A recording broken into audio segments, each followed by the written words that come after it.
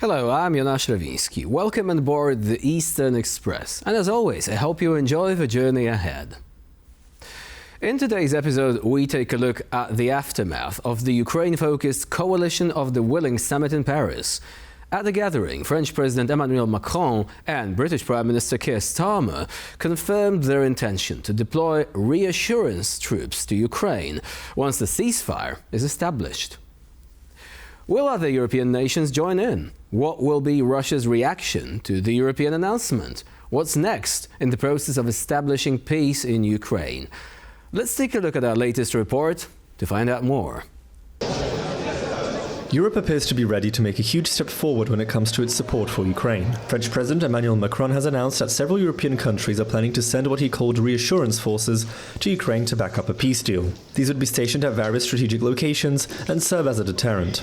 The troops, however, are not intended to be a peacekeeping force. They are not meant to be forces present on the front line. They are meant to substitute for Ukrainian armies. As the United States is trying to bring Ukraine and Russia to the table, Moscow has not ceased its attacks against Ukrainian civilian targets and infrastructure. An idea to give in to Russian demands to ease sanctions has been floated, but the Coalition of the Willing summit in Paris wanted to send a clear message concerning such ideas. Now is not the time for lifting of sanctions. Quite the contrary, what we discussed is how we can increase sanctions to support the US initiative to bring Russia to the table. The reassurance forces will soon be discussed by European military chiefs of staff. The decision to send such forces is not unanimous among European nations, and not all of them, be it EU or NATO members, will be contributing soldiers. And now it's time to zone in on the East-splaining portion of our show. The matter of sending Western troops to Ukraine has been on the minds of many leaders and observers for months now. With Emmanuel Macron's recent announcement, however, European boots on the ground may soon become a reality. The Coalition of the Willing is led by two long-standing allies, France and the United Kingdom. The other one's backing the idea of sending peacekeepers into Ukraine. Although the new reassurance force isn't a peacekeeping one, it is seen as a step in that direction. The idea of sending peacekeepers to Ukraine gained traction only this year. It comes on the heels of Washington not being as keen on supporting Ukraine militarily post-war as under the previous administration. France and the United Kingdom, in turn, have championed the idea of sending an allied force to Ukraine once a peace agreement is established. The role of these troops, which would possibly number over 10,000, would be to ensure that Russia does not violate the ceasefire and resume its invasion of Ukraine in the months and years to come. The idea has so far been met with a mixed reaction from other NATO and EU members. The United States, for its part, said it would not be sending troops to Ukraine. Italy has also been very hesitant to do so. And now, as always, it's time to explore the issue in greater detail. France and the United Kingdom are pushing forward with a plan to deploy European troops to Ukraine if a lasting peace deal is secured. While specifics on troop numbers and participating nations remain unclear, discussions are ongoing and further details are expected soon. Following a meeting in Paris involving nearly 30 European and NATO leaders, French President Emmanuel Macron confirmed that a reassurance force staffed with troops from several European countries would be deployed to Ukraine under such an agreement. However, he acknowledged that not all allies would participate due to political or logistical constraints. British and French defense officials are set to visit Ukraine to assess its security needs in the coming weeks. Now, this initiative comes amid concerns that the United States, under President Donald Trump, is prioritizing peace talks with Moscow over military aid to Kyiv. A recent tentative agreement to reduce hostilities in the Black Sea has already faced setbacks, with Russia demanding sanctions relief, something European leaders have firmly rejected. The fear among European officials is that a deal too favorable to Russia could embolden further aggression, both in Ukraine and beyond. Macron stressed that European forces in Ukraine would not engage in combat or act as peacekeepers, but would serve as a deterrent against further Russian aggression. While estimates suggest 15,000 to 20,000 troops could be deployed, this would require a solid ceasefire agreement and mechanisms to manage future conflicts. Britain and France have gained support from Nordic and Baltic states, though Germany's position remains uncertain amid government transition. Italy and Spain have been more hesitant, and the US has ruled out direct participation. Despite this, European leaders insist they must be ready to act independently if necessary, signaling to both Washington and Moscow that Europe remains committed to Ukraine's security. And now, here to shed more light on the issue is Melanie Sully, Director at the Institute for Go-Governance. Hello and welcome to TVP World. Yeah, thank you very much. So let's begin with the summit which took place in Paris. What was agreed upon was the continuation of the work of the so-called reassurance forces. Now, they were at pains to mention that these are not peacekeepers. Can you explain the distinction? Because it seemed to be very important for the leaders gathered there. Yeah, well, this was a meeting of over 30 countries, and obviously there's not really a consensus on anything very much. It's an Anglo-French initiative. They've had 3 meetings so far. These meetings will be continued. And to be honest, we're not really much the wiser after this meeting than before. It's all still very vague, and they keep changing things. Firstly, it was supposed to be peacemakers, boots on the ground soldiers. Now, the British are talking about air defense capability and sea in the Black Sea, maybe demining or something like that. And the French are still thinking about sending soldiers. So we're not really sure what they have in mind. But there is supposed to be very soon an Anglo-French exploratory mission to Ukraine to discuss with them on the ground what would be needed, how could this thing work. So who else could be on board with that particular approach? We do know that certain countries have already said, we're not sending any troops to Ukraine. Yeah, this is the problem, that there's not much coordination amongst European countries or EU countries even. There's not this solidarity that one would hope for. I mean, some of the Mediterranean countries say, well, what's that got to do with us? We don't really see that the Russian troops are just going to be marching over here anytime soon.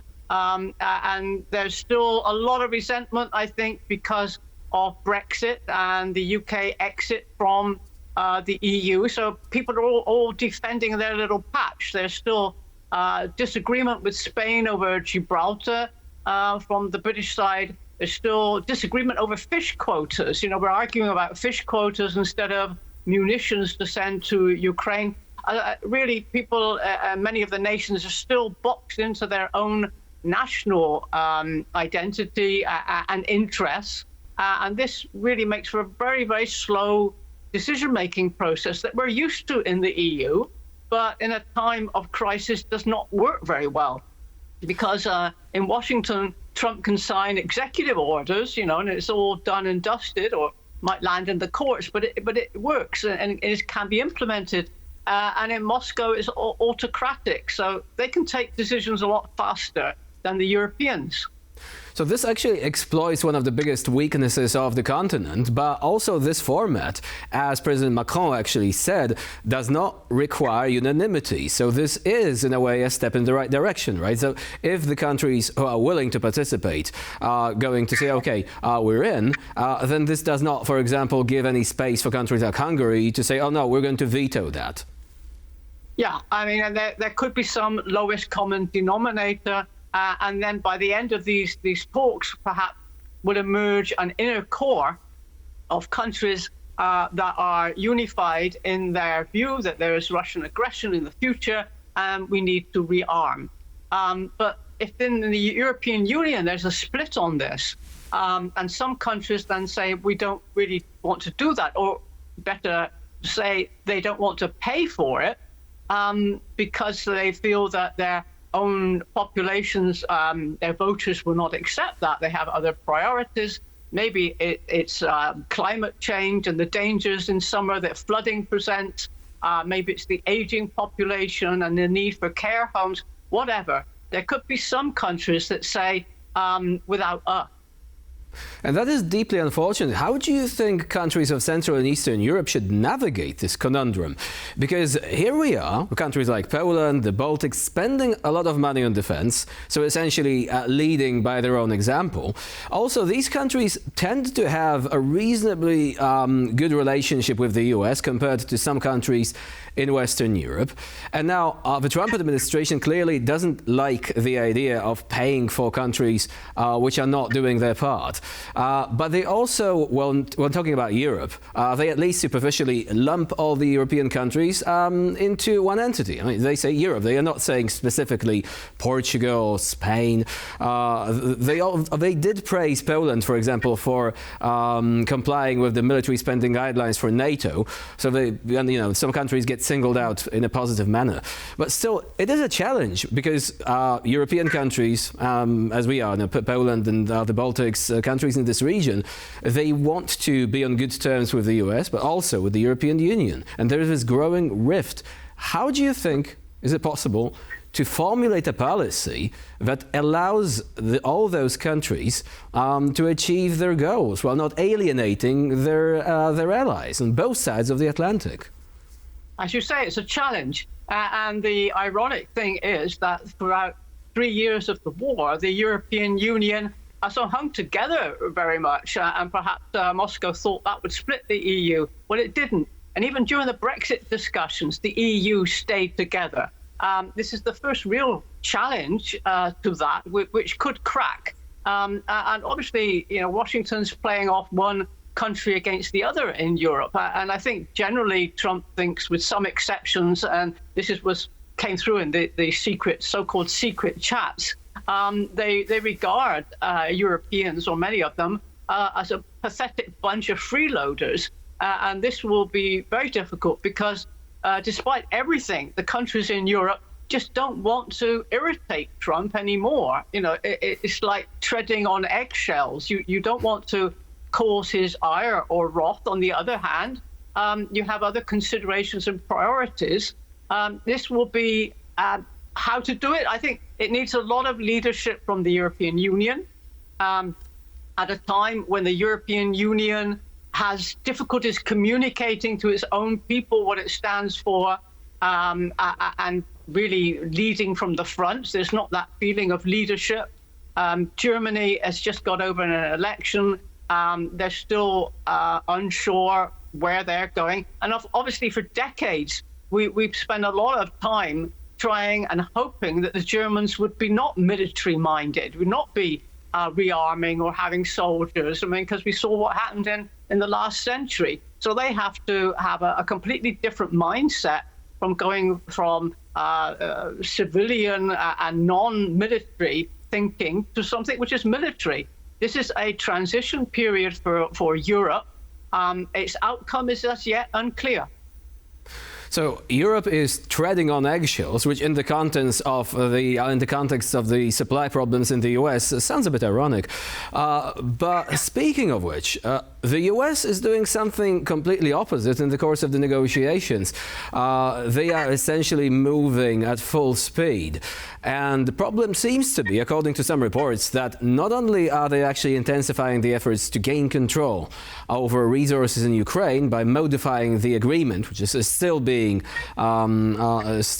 hammered out, so to say, but also, according to the Telegraph, they might even want to link that with Europe agreeing to once again be on the receiving end of the Gazprom enterprise, meaning Russian gas possibly making a comeback, according to these reports. Why would you say this could be a problem? And can actually Europe say no to this sort of thing? Well, I think this is a very cunning sort of move, basically. And we see through that there are two parallel scenarios emerging. One is what we've talked about, the discussions amongst Europeans. And at the same time, there's a completely different conversation going on between the United States and Moscow. I mean, they're talking about dividing up land and resources between them, presumably, whilst Europe is talking about how to monitor the peace that comes after. And so these two things are really very dissonant. But as I mentioned, there is some discontent within some of the European countries about rearming and military expenditure. So this idea would lead to, if it came through, to cheaper Russian gas for European consumers, which they would desperately like to have. And the sort of perverse thing about this is that buying Russian gas again cheap would also mean indirectly subsidizing Russian rearmament. So we're really in a cleft stick here. And also it would benefit the United States very much because they could invest, and have done in the past, in German projects that were closely allied to Russia. So really, I see it as a rather cunning move that may have caught Europeans unaware. They will be under pressure to do something on this for their voters, for consumers, and they will not want to actually indirectly finance Russian rearmament in the future. And how does it really benefit? Because that's something that is really difficult to grasp at first glance, at least.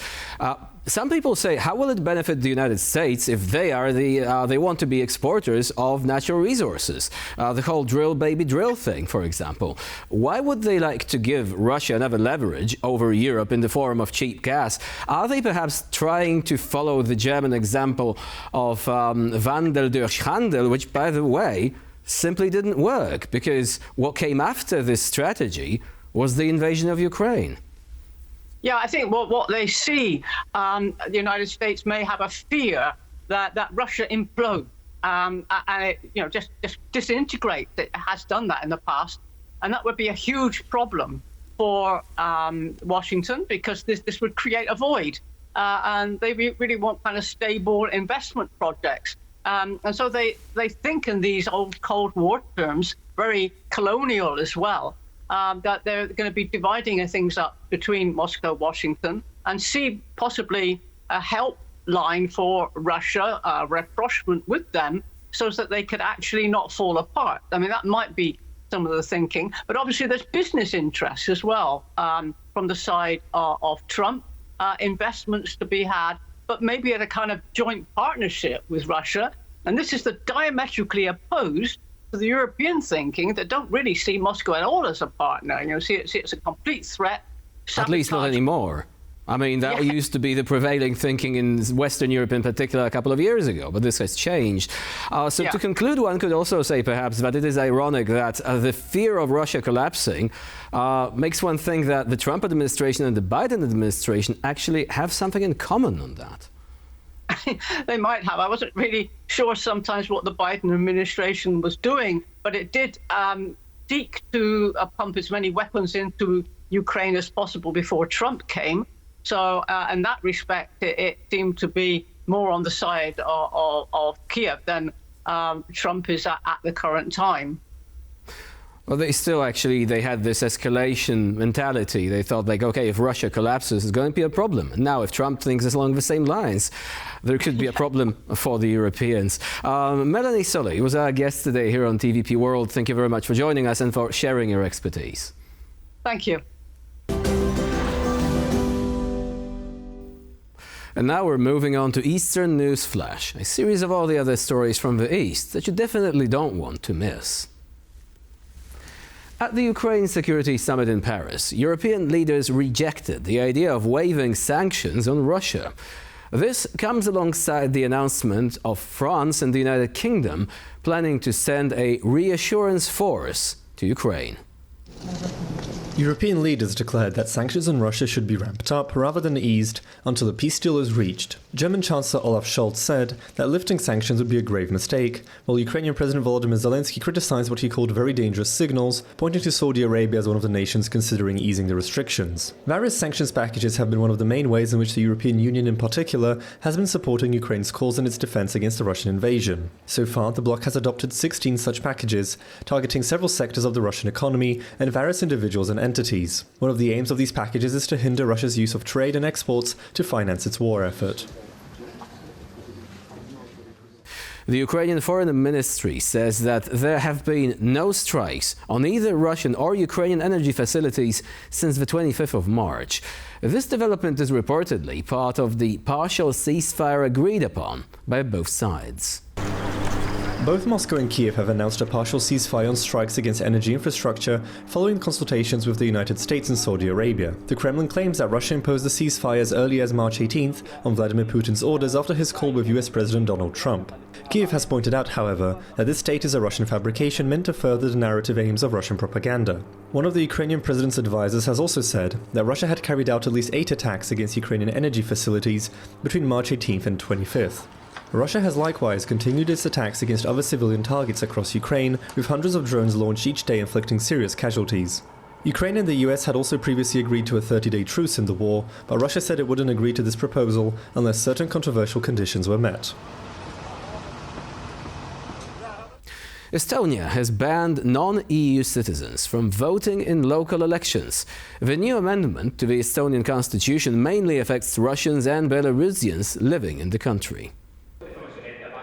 Estonia continues to push for measures meant to ensure its security in the wake of Russian hybrid activities. According to the new amendment, only Estonian and EU citizens will be allowed to vote in local elections. Persons with unidentified citizenships or stateless individuals will be able to vote for the last time during the next elections, set for October 19th. The vote in the Estonian parliament was nearly unanimous, with 93 out of 101 MPs voting in favour. Some critics call the decision undemocratic and discriminatory. The vote was held amid rising tensions between the Baltic states and Russia and its ally Belarus. Since the Russian invasion of Ukraine, Estonia has already banned Russian citizens from obtaining visas and residence permits for working, studying and practicing business in the country. And for this episode of Eastern Express, it's the end of the line. Please stay with us here on TVP World for more latest news and updates. I'm Jonasz Rewiński. Bye for now.